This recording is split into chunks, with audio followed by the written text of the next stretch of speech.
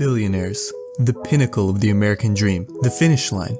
However, only a mere 0.0000005% of the population are billionaires, meaning the likelihood of any of us becoming billionaires? Pretty much zero. But this begs the question, who gets to become a billionaire? There's no way it's up to random chance that one becomes a billionaire, so clearly there must be a specific type of person that is able to reach these heights. Who is it? Is it someone who changes or helps the world? Or profits off the world? Is it someone that holds nothing of value but money? Is it someone who is willing to use any stepping stone that they can to climb higher and higher up the mountain, even if that stepping stone is a fellow human, or perhaps a close friend? Is it someone who will do absolutely whatever it takes? This is the question explored in The Social Network. In case you're unfamiliar, The Social Network is a dramatized and therefore not perfectly accurate retelling of Mark Zuckerberg's journey to creating the global phenomenon that is Facebook. The Social Network is a brilliant film that eloquently and captivatingly shows the path these immensely powerful people have to take to get to where they are, and shows us what the path to fame and fortune really can consist of, and whether it's worth it. Welcome to our new series on the definitive opinion entitled That One Scene, where we take only one specific memorable scene from a beloved movie and squeeze every bit of juicy analysis we can from it. Some movies really are remembered for just one scene, whether it be because of the great plot buildup that led to it, breathtaking acting, I'm upset. Louder! I'm upset! You are a worthless, friendless impressive CGI, or even a mixture of these or other things entirely. We believe that one or two scenes can make a whole movie, and are where a lot of the meat of a movie happens. Of course, these scenes are built up by the rest of the movie, but we think some scenes really do deserve a spotlight. In this video, we will be analyzing the climactic scene in The Social Network, where Eduardo Saverin confronts Mark Zuckerberg for diluting his shares and essentially phasing him out of Facebook. Set me up. To give you an idea of what we'll be analyzing, we're going to take a look at the camera angles used, symbolism in the clothes being worn by the characters, how the characters are positioned in frame, and much more to convey the messages of greed, power, and apathy that comes with reaching the level of success Zuckerberg did. To take you back, though, let's remember the beautiful friendship Zuckerberg shared with his best friend Eduardo Saverin. They started Facebook together, high-fiving and dreaming of the future they were about to build, together. Unfortunately, not all hopes can be a shared reality.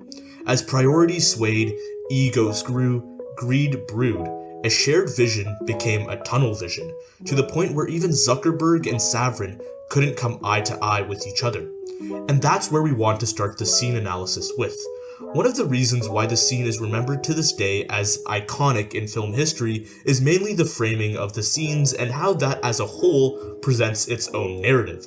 Let's take the opening scene, which happens to be the legal proceedings between Eduardo and Mark. The framing of the scene begins with isolated scenes of Eduardo and Mark creating a visual illusion, where the audience believes that they are actually facing each other, as if to confront each other face to face. Yet as the scene progresses, it is revealed that Eduardo has had his back turned against Zuckerberg for the duration of their proceeding. This revelation works on a couple of levels to really set the stage for what we will see in the flashbacks.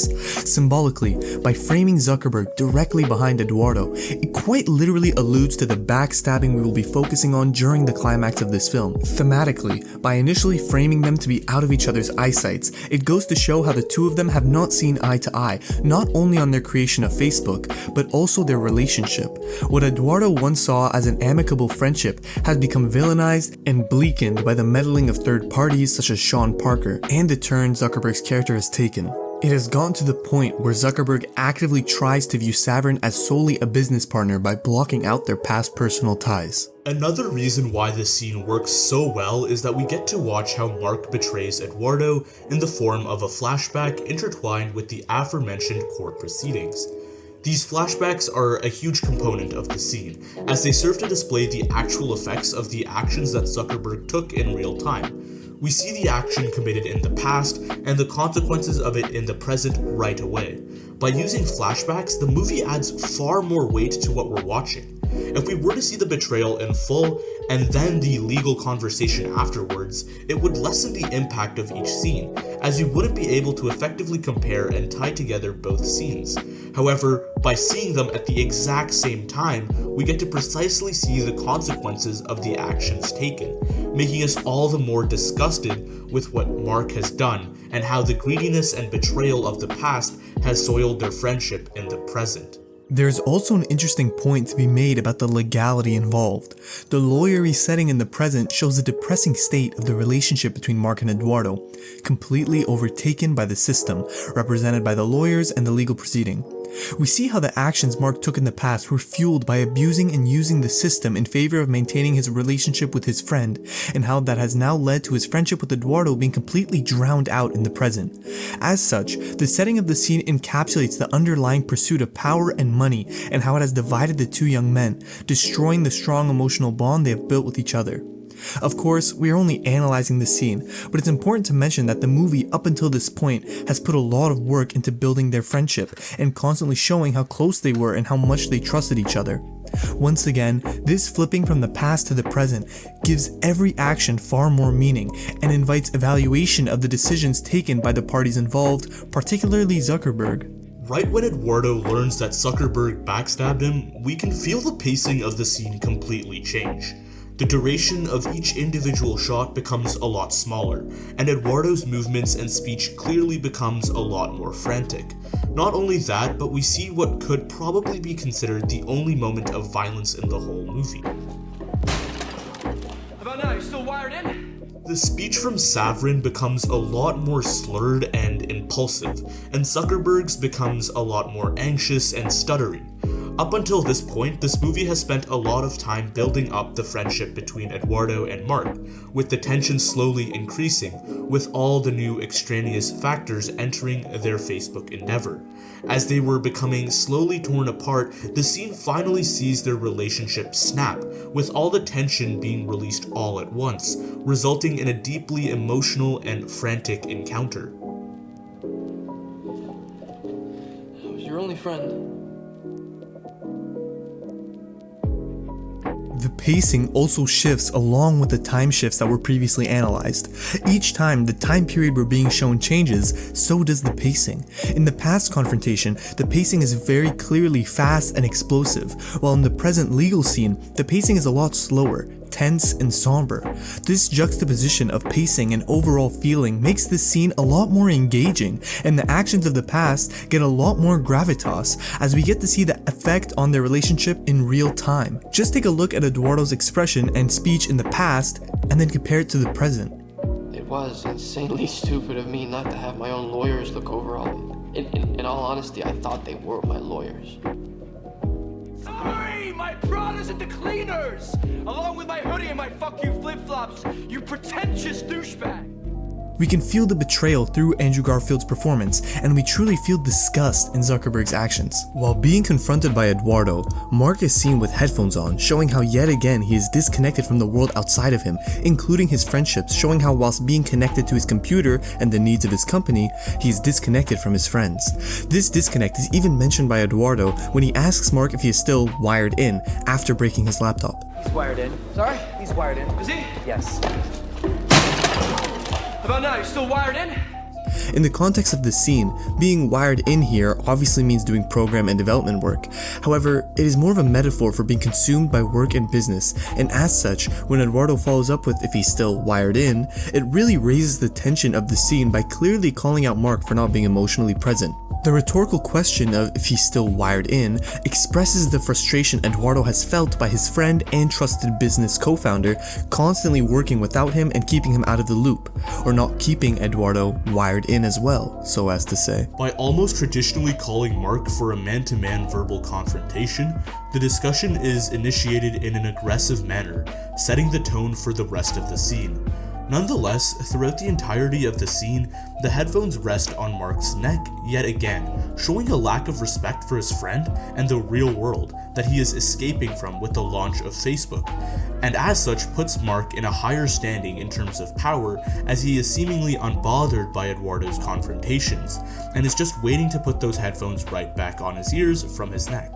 The headphones being on his neck shows a readiness to get right back to working, and how he is ultimately consumed by his business pursuits rather than keeping his bond with his friend. From here, the scene crescendos into its technical magnum opus. For the next couple of frames at the Facebook headquarters, we get a modern version of an almost traditional standoff between our three central characters. As previously mentioned, the framing in the scene goes a long way to allude to the power dynamics within this confrontation. The confrontation which occurs between Mark and Eduardo takes the foreground, with Sean being off to the side, painting him as a lingering presence, but never really a threat to Eduardo, showing how Eduardo doesn't consider him a part of this interaction and betrayal, not even considering him to be important to this situation. It really shows how Eduardo sees this problem from a more personal perspective, rather than a business one at the end of the day. Eduardo sees this as a betrayal from his friend. This is further emphasized by Sean being kept in the background and Eduardo not physically acknowledging him, instead keeping his back to him. In addition to all this, Mark's seated, relaxed position conveys control, but also suggests meekness and shame. In contrast, Eduardo's confrontational standing posture represents a divide at both ideological and physical levels. The height difference accentuates a clear power dynamic, only furthered by Eisenberg's hesitant and quiet delivery, in contrast to Garfield's loud and confident betrayal, emphasizing the moral high ground which Mark is trying to employ to submit Eduardo. You signed the papers. You set me up. You're gonna blame me because you were the business head of the company and you made a bad business deal with your own company? It's gonna be like I'm not a part of Facebook. It won't be like you're not a part of Facebook. You're not a part of Facebook. The writers also used the characters' clothing as an extension of their characters and position in Facebook. We see Mark and Sean Parker both wearing casual clothing, while Eduardo wears a full suit and tie. The casual clothing worn by the former shows their more relaxed, natural approach to Facebook, while the latter's fancier attire shows his respect for the traditional business process that Sean and Mark both consider to be outdated, inefficient, and too uptight. It's because I froze the account? I think we were gonna let you parade around in your ridiculous suits pretending you were running. The difference in clothing here therefore visually displays the disconnect between these two parties, and how they are on completely different pages, and, by further extension, how they are on completely different moral sides when it comes to Mark's betrayal. On top of all this, Eduardo does not look at Sean Parker at all while confronting Mark, which conveys two things. The first thing is that it shows how Eduardo does not consider Sean to be a part of this greater question of ownership, showing the lack of respect Eduardo has for Sean as a business partner. The second and more powerful thing on a storytelling level is that it shows how this confrontation has very little to do with the business, even though it is technically all about business. I mean, it even started on a contract. However, the fact that Eduardo only looks at Mark and not Sean shows how Eduardo considers this a personal matter between him and Mark, even if Sean might have been the driving force in the decision. He's more upset and hurt by Mark rather than Facebook as a whole, showing his mindset. Because of all this scene adds more weight as it approaches the confines of their business at a personal level. The problem here that exists between Eduardo and Mark is not one of business, but rather in reality it is one of friendship and betrayal. This is further emphasized by Eduardo engaging in eye contact in the present scene in the courtroom, with him looking Mark in the eyes as he claims he set him up. You signed the papers. You set me up. You're gonna blame me. This line hammers home that Eduardo took the personal betrayal of Mark way more seriously than the business betrayal. Eye contact here serves as a symbol of friendship and trust. We can see the absence of this between Eduardo and Sean Parker, since Eduardo doesn't look at him at all during the confrontation, showing how all his trust and friendship lies solely with Mark. We also see the lawyers avoid eye contact when they hear what Mark did, showing their shame regarding his actions. When we revert back into the scenes in the present, when faced by Eduardo, Mark resorts to pointing out that Eduardo is the one that made a bad business decision, and doesn't mention any of the malicious intent he had and their rocky relationship beforehand. By cowering behind this mask of justification, Mark shows his low amount of empathy and how he failed to consider Eduardo as his friend and original investor in his idea of Facebook, and instead sees him as a failing employee. However, even when Mark defaults to this stance, he is still supported by Sean Parker. Sean Parker is an interesting character in this scene who we'll dedicate a small amount of time to. His presence in the scene has already been covered to an extent, with him serving as a catalyst to Mark's actions and him being heavily dismissed by Eduardo as both a friend and a business partner, making him a good way to display the themes of friendship and betrayal in this scene. However, he also represents things on his own. In his confrontation with Eduardo, he takes a very strong and self-righteous stance, demonstrating his smugness and feeling of superiority. What we really find interesting though, is how this facade breaks when confronted with real consequences. Here's your $19,000. I wouldn't cash it though, I drew it on the account you froze. We can see how it's all fake, and how Sean Parker doesn't really empathetically connect with people. He's heavily disconnected from the real world, kind of like Mark in arguably what he is transforming Mark into. We can see this hammered home when Mark confronts him about going too hard on Eduardo, to where he responds with, I'll send flowers. This shows his lack of empathy and his lack of desire to actually do things face to face, and how he'd rather cower behind his sense of superiority. This idea is 100% indicative of what we see in the real world today, and how much power and self-respect money can really get you. To really top the scene off, we see Facebook reach 1 million users, a huge milestone. While this is usually a time for celebration, which is what Sean Parker does, Mark doesn't really feel the same way. Right after the confrontation with Eduardo, Sean Parker seems very unbothered, obviously showing his detachment to the consequences of their actions. Mark, however, seems quite unsatisfied and dejected. In this one section, we see the essence of the social network. We see a man, a very powerful man, firmly stand in front of the empire he has built. However, underneath that man lies the corpse of those he once held dear, the very people that stuck with him throughout his journey, but now serve only as stepping stones to help him oversee the world. Mark has gotten what he wanted. He's gotten what everyone wants, but at what cost? Will he be able to live with this empire knowing what died to create it? When does it become worth it? Would he have been able to get here without those costs? Do you have to lose your morality to become successful? You're not an asshole, Mark. You're just trying so hard to be. This is the beauty and the message of the social network, the cost of success, the pain of the journey, and the loneliness of the destination. In conclusion, this scene in The Social Network serves as a testament to why this film is considered by many to be their personal favorite and a technical masterpiece. The choices that were made by Fincher and his team were all deliberate. They all served a purpose. Not only did every single shot composition of the scene tell a distinct, isolated event in the building of Facebook, but at the same time, it encapsulated every core tenet that led to the rise and fall of the company.